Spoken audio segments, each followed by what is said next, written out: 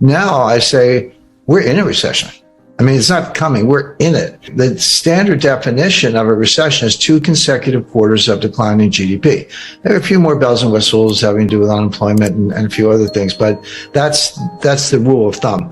So based on that, based on the best available estimate for the second quarter, likely to be accurate, we're in a recession today. Now, it's not severe, but that's like saying I'm in bed with pneumonia, but I'm not dying. Well, okay, but we're in a recession right now.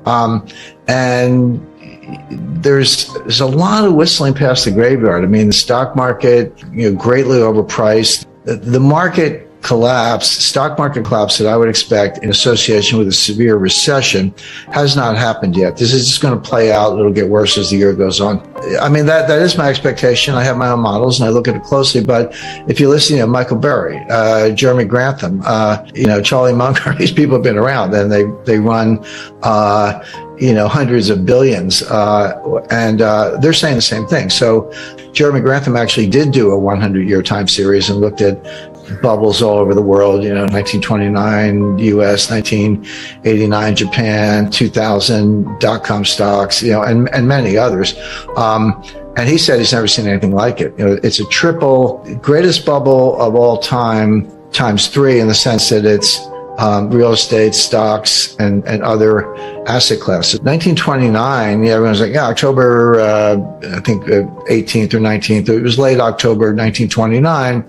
The stock market fell 22% in 2 days. It wasn't one day. It was like 12% one day, 11% the next day. So 23% over 2 days. But that wasn't the crash. I mean, that was the beginning of the crash. This Dow Jones fell 82%. From top to bottom. Now, it took 3 years. It bottomed in June 1932, started in October 1929, so not quite 3 years. But that fell 82%. And that happens. So yeah, we're down, NASDAQ's down, bounced back a little bit in recent days, down close to 30%, down, the S&P down over 20%. We're in bear market territory, but that's just the beginning. That's not what a full bear market, full, market adjustment looks like in the face of the kind of recession that I expect. We're putting up inflation numbers today that are the highest in 40 years. That is correct. Actually, it was 1981 before we saw these numbers. But I remind people, the inflation in 1981 was the end of a 10-year period of inflation. It wasn't the beginning. You say, there's some inflation. Yeah, we did, but it had started. I mean, some ways it started in 1968 and it really took off in 1974, 75. So 81, these numbers, that was when Volcker finally got it under control. But you go back to 70, between 77 and 81, so that 5-year period, the dollar lost 50% of its purchasing power.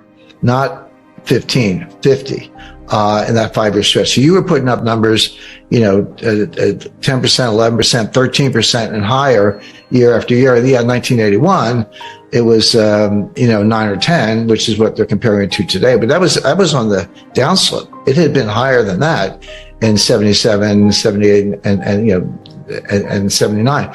So the question is this the beginning of an inflationary surge where it's going to get even worse and it is going to last 5 years, or is it different than that? But keep that in mind, because the 40-year comparison, it is correct, but that was the tail end of an even worse episode. The situation we're in today is very different from the 1970s. In the 70s, it was triggered from the supply side with first the Arab oil embargo in 1973 as a result of the 1973 Arab-Israeli war. And then the price tripled, but it went from like $2 to $6. Okay. But, percentage terms, that's a huge jump, but it was still $6. And then it got to 12. And then in 1979, you had a second oil embargo because of Iran and the Ayatollah and the revolution and the hostages and all that. And then it went from kind of 12 to 20. So oil went up by a factor of 10. in the course of the late 70s because there's two different embargoes. So that's coming from the supply side. But what happened was the other source of inflation is on the demand side. So you have what's called cost push inflation.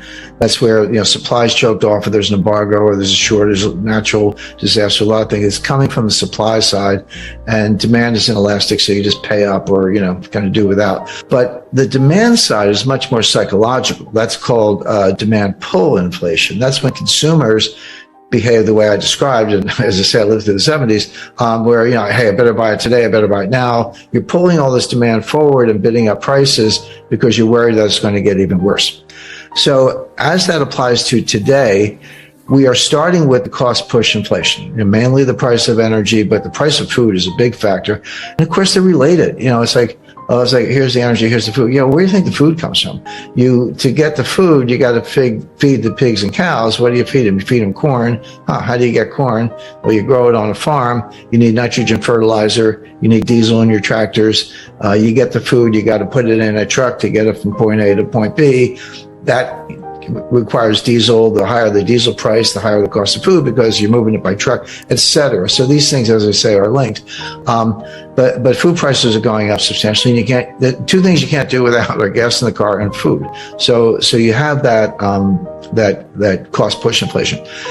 We're not quite at the stage where it's demand pull. We're not quite at the stage where individual consumers are behaving the way I described in the 1970s, saying, "Hey, better spend the money fast because it's losing value," and you see that in inflationary expectations and inverted yield curves. And I'll come back to that because that's a really big deal. If you thought inflation was going to run away, as it did in the 70s, yield curves would be steeply sloping. And people would be in a frenzy to buy stuff. They're not. And the yield curves are not sloping, or upward sloping. They're inverted. They're going down. That tells you that, and we also see this in inflationary expectations. Inflationary expectations don't drive inflation here and now. What does is inflation here and now can feed on itself. Inflationary expectations don't drive it, but they tell you a lot. They're information rich to tell you a lot about what people expect. What the yield curve is telling us, what inflationary expectations are telling us, and other factors are telling us is that, there's inflation now, but the Fed's going to kill it, and they're going to kill it by destroying demand and throwing us into a recession. And here's where it gets interesting, because you could flip from this kind of inflation to disinflation or even deflation very quickly. And people are definitely not prepared for that. Well, I'm sorry, I shouldn't say that. Kind of everyday consumers are prepared for it. I'm not sure Wall Street and mainstream economists and policymakers are prepared for it. They're just extrapolating the inflation, saying, well, the Fed's going to kill it. Yeah, they might kill it, but at a price, at a very steep price. And consumers are really bracing for that. So, even Jay Powell said the soft landing is a myth. There's not going to be a soft landing. It's going to be a hard landing, but that's not priced into markets. The markets are kind of pricing in a squishy landing or a soft landing or from the runways. They're not pricing in a really hard landing, and that is what we're going to get.